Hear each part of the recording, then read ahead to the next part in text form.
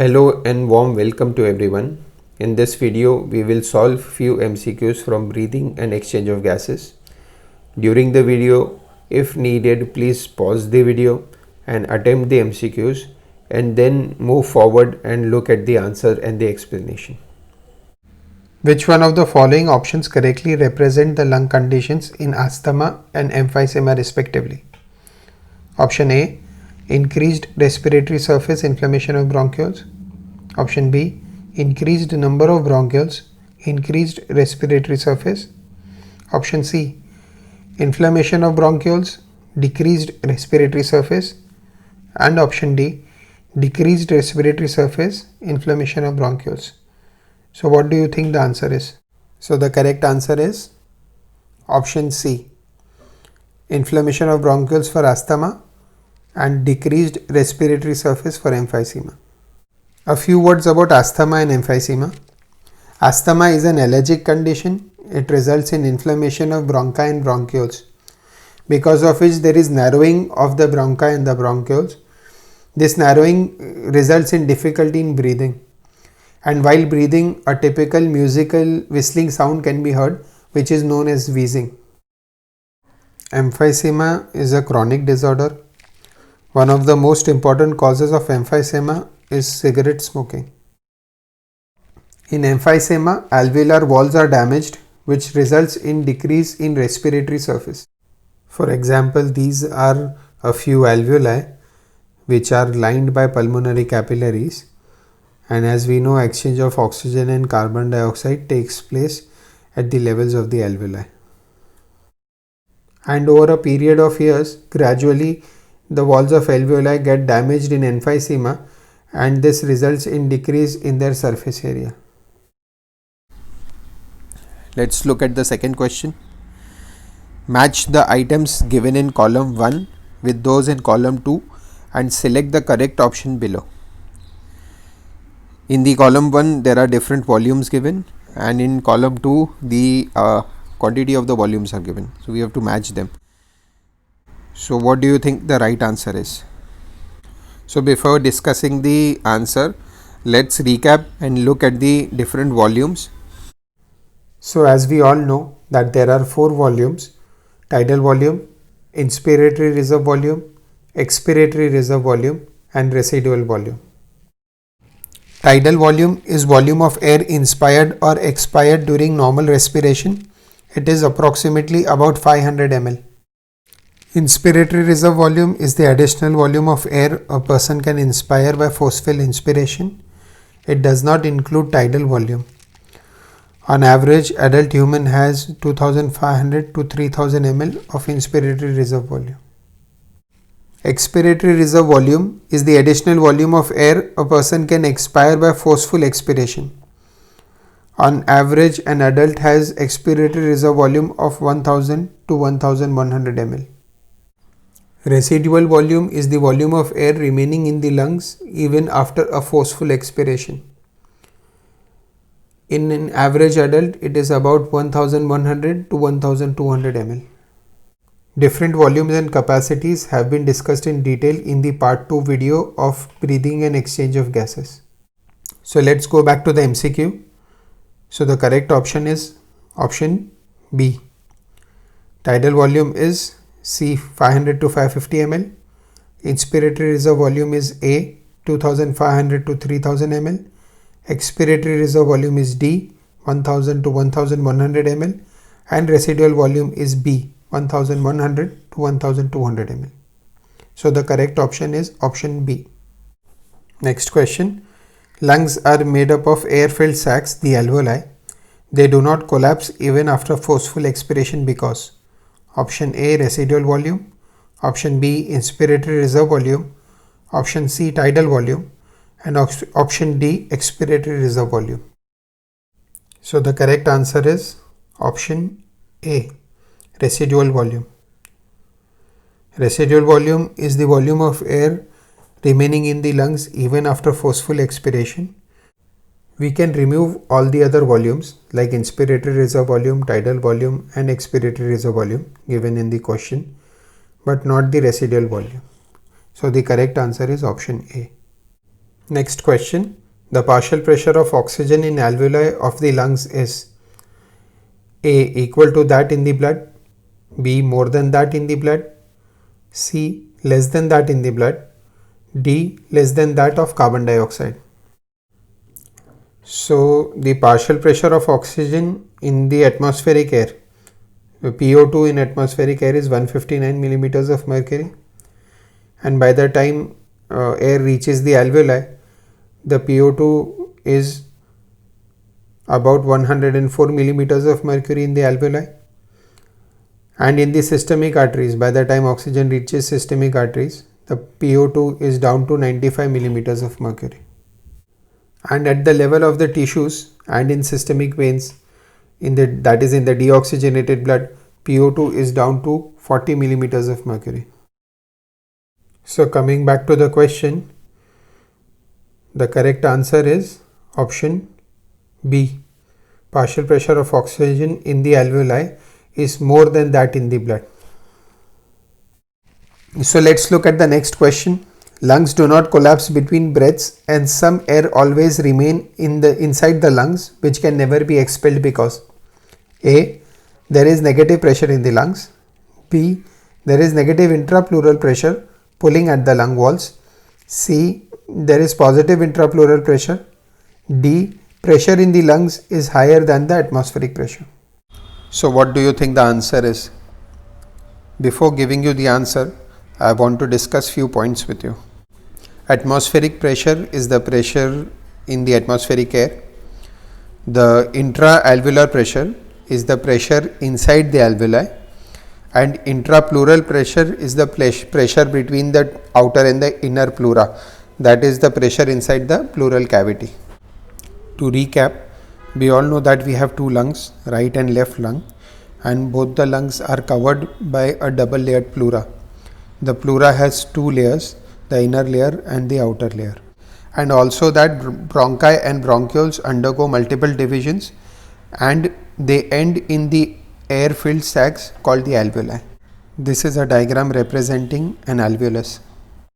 So to repeat again, intrapleural pressure is the pressure between outer and inner pleura, that is the pressure in the pleural cavity, and alveolar pressure is the pressure inside the alveoli. When we studied mechanism of breathing, we talked about the relationship between intrapulmonary pressure, that is the pressure inside the lungs, and with relation to the atmospheric pressure, that is the pressure in the atmospheric air. So this intrapulmonary pressure, the majority of it is the alveolar pressure. So in inspiration, when volume increases, this intrapulmonary pressure or the alveolar pressure decreases and it becomes negative to the atmospheric pressure and air moves inside the lungs. And during expiration, this intrapulmonary pressure, this alveolar pressure increases and it becomes more than the atmospheric pressure. That is, it becomes positive to the atmospheric pressure and air moves out. So alveolar pressure is negative in inspiration and positive in expiration. And now about the intrapleural pressure, that is the pressure between the outer and the inner pleura. The intrapleural pressure is always negative. It is negative in inspiration and expiration both. It is more negative in inspiration and less negative in expiration. And because of this persistent or constant negative pressure, it keeps the alveoli open even in expiration. So even after a forceful expiration, there is some amount of air remaining in the alveoli, which is called as the residual volume. This is because the intrapleural pressure pulls the alveoli and keeps them open even in expiration. Surfactant is a substance secreted by cells in the lungs. Type 2 pneumocytes secrete surfactant. After secretion, surfactant lines the walls of the alveoli and decreases surface tension. This helps in keeping the alveoli open. So let's look at the options again after this understanding. Option A says there is negative pressure in lungs. Yes, because of negative pressure there is air inside the lungs even after expiration. Option B says there is negative intrapleural pressure pulling at the lung walls. This is a better answer because it is more specific. It is saying that the air in the expiration is because of the negative intrapleural pressure. Air inside the lungs in expiration is because of negative intrapleural pressure. Option C says there is positive intrapleural pressure. This is the wrong answer, wrong option. Option D says pressure in lungs is higher than the atmospheric pressure. This is the mechanism of expiration. So the correct answer is option B. Let's look at the next question. Asthma may be attributed to A. Allergic reaction of mast cells in the lungs, B. Inflammation of trachea, C. Accumulation of fluid in lungs, D. Bacterial infection of lungs. So the correct answer is option A.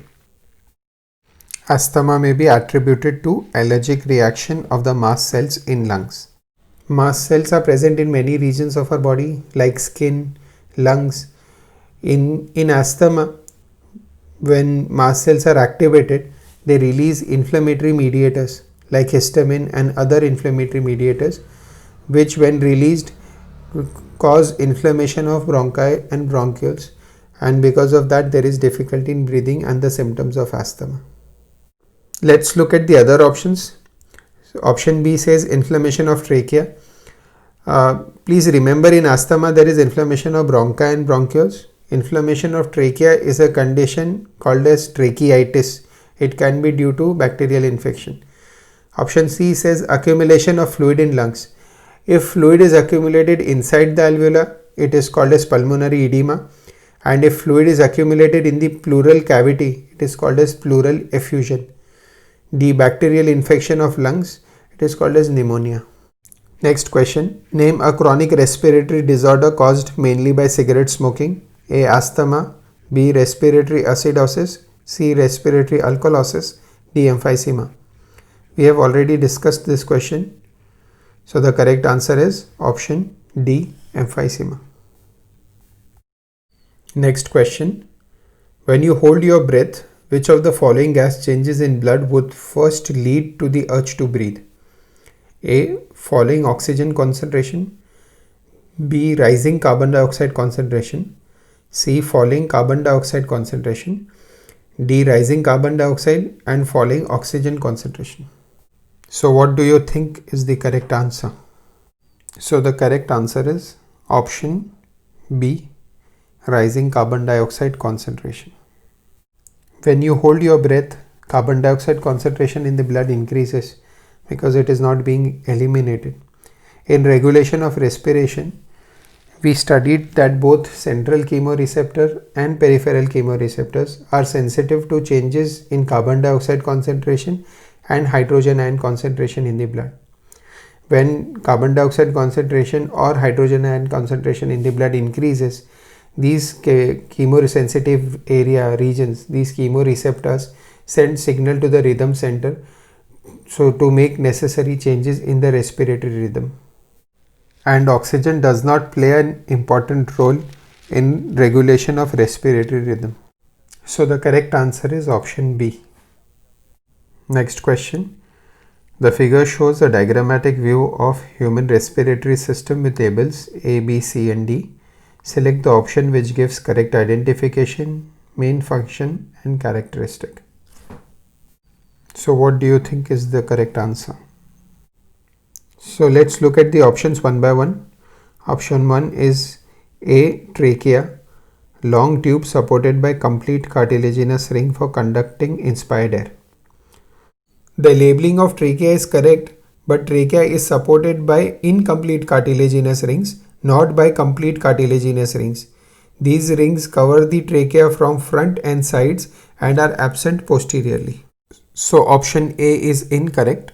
So let's look at the second option. B. Pleural membrane surround ribs on both sides to provide cushion against rubbing. Labeling of pleura is correct, but pleura does not surround the ribs. Both the layers of the pleura, the outer pleura and the inner pleura, are present in the thoracic chamber.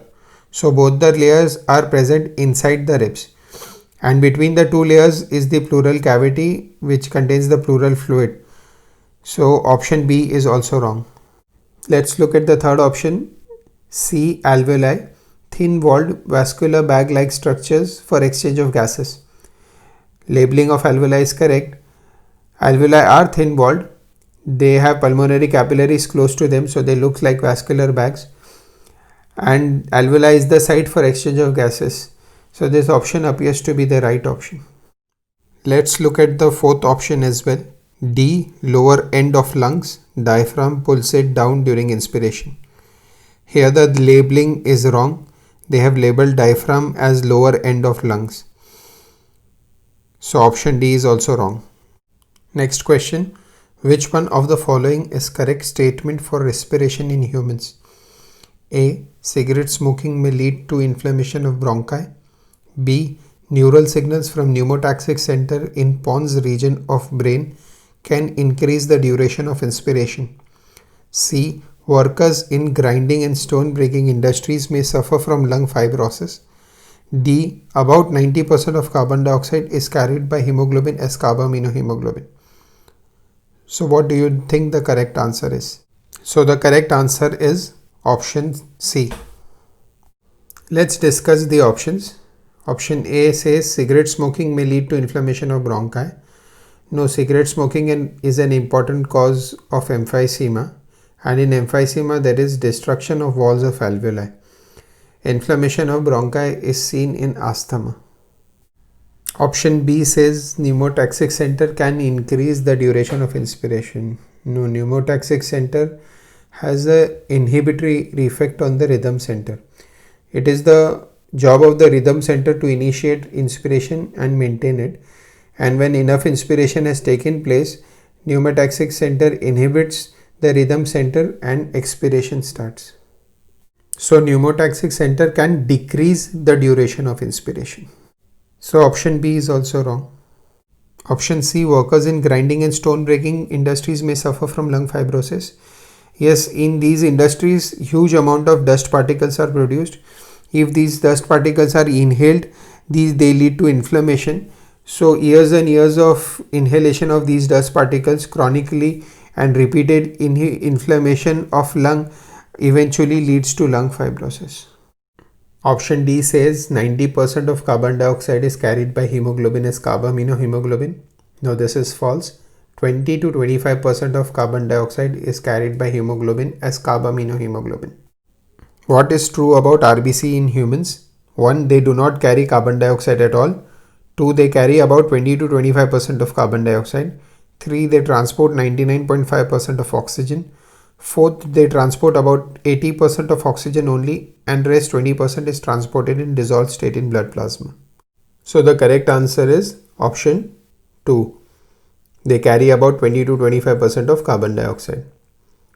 When hemoglobin binds to carbon dioxide, it is called as carbaminohemoglobin. 20 to 25% of carbon dioxide is transported as carbaminohemoglobin. And when oxygen binds to hemoglobin, it is called as oxyhemoglobin. 97% of oxygen is transported as oxyhemoglobin. Next question. Bulk of carbon dioxide released from the body tissues into the blood is present as 1. Bicarbonate in blood plasma in RBCs. 2. Free carbon dioxide in blood plasma. 3. 70% carbaminohemoglobin and 30% is bicarbonate. 4. Carbaminohemoglobin in RBCs. So what do you think the correct answer is? Yes, the correct answer is option 1. Bicarbonate in blood plasma in RBCs. 70% of carbon dioxide is transported as bicarbonates. 20 to 25% of carbon dioxide is transported as carbaminohemoglobin, and about 7% of carbon dioxide is transported dissolved in plasma. So the correct answer is option 1. Next question. Select the correct events that occur during inspiration. 1. Contraction of diaphragm. 2. Contraction of external intercostal muscles. 3. Pulmonary volume decreases. 4. Intrapulmonary pressure increases. So option A is event 1 and 2 and 4 occurs. Option B is only event 4 occurs. Option C is event 1 and 2 occurs, and option D is event 3 and 4 occurs. So the correct answer is C. Event 1 and 2 are right. Contraction of diaphragm and external intercostal muscles occur during inspiration. Option 3 and 4 are wrong. During inspiration, pulmonary volume increases, and when volume increases, pressure decreases. So intrapulmonary pressure decreases. Tidal volume and expiratory reserve volume of an athlete is 500 ml and 1000 ml respectively.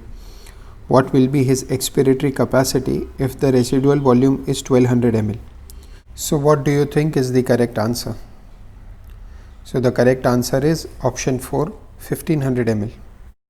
The expiratory capacity is expiratory reserve volume plus tidal volume. So expiratory capacity of this person, of this athlete, is 1000 ml plus 500 ml, that is 1500 ml. Expiratory capacity is not related to residual volume. Let's revise different capacities. So there are 5 capacities. Expiratory capacity is expiratory reserve volume plus tidal volume. Inspiratory capacity is inspiratory reserve volume plus tidal volume. Vital capacity is inspiratory reserve volume plus tidal volume plus expiratory reserve volume. Functional residual capacity is expiratory reserve volume plus residual volume. And total lung capacity is inspiratory reserve volume plus tidal volume plus expiratory reserve volume plus residual volume. It contains all the 4 volumes. So next question, reduction in pH of blood will 1. Reduce the rate of heartbeat. 2. Reduce the blood supply to the brain. 3. Decrease the affinity of hemoglobin with oxygen. 4. Release bicarbonate ions by the liver. So the correct answer is option 3, decreased affinity of hemoglobin with oxygen. Reduction in pH is also known as acidosis. pH of the blood decreases when there is failure of removal of carbon dioxide by the lungs and carbon dioxide accumulates in the blood. Also when there is increased proton production, increased production of hydrogen ions, the pH of blood decreases. pH of blood is inversely related to hydrogen ion concentration. So when hydrogen ion concentration increases, pH decreases. When we studied oxygen dissociation curve, we studied that there were 4 factors which affected affinity of hemoglobin for oxygen: PO2, PCO2, hydrogen ion concentration and temperature. So when PCO2 increased, that is carbon dioxide concentration increased, when hydrogen ion concentration increased and when temperature increased, affinity of hemoglobin for oxygen decreased and the sigmoid curve shifts to right. So in this question, option 3 is right. When pH decreases, affinity for hemoglobin with oxygen decreases. Next question, figure shows schematic plan of blood circulation in humans with labels A to D. Identify the labels and give its functions. So we have to see the diagram, whether it is labeled correctly and whether the functions given are correct or not. So what do you think is the right answer? Let's look at the diagram. This is a representation of a lungs, pulmonary capillaries. From the pulmonary capillaries, oxygenated blood is taken by pulmonary veins to the left side of the heart, to the left atrium, and from the left atrium it goes to the left ventricle. Left ventricle then pumps this oxygenated blood into the aorta, and from the aorta it reaches other systemic arteries as well. Systemic arteries break down into arterioles and capillaries and provide oxygenated blood to the tissues. From the tissues, the deoxygenated blood drains into systemic veins and eventually in the vena cava. The vena cava drains into the right atrium. From the right atrium, it goes to the right ventricle, and right ventricle pumps this deoxygenated blood into the pulmonary artery, which takes it to the lungs. Let's look at the options in the MCQ. Option 1 says D, dorsal aorta takes blood from heart to body parts with PO2 of 95 millimeters of mercury. Labeling of aorta is wrong. When you see the diagram, D is pulmonary artery, which is taking deoxygenated blood from right ventricle to the lungs.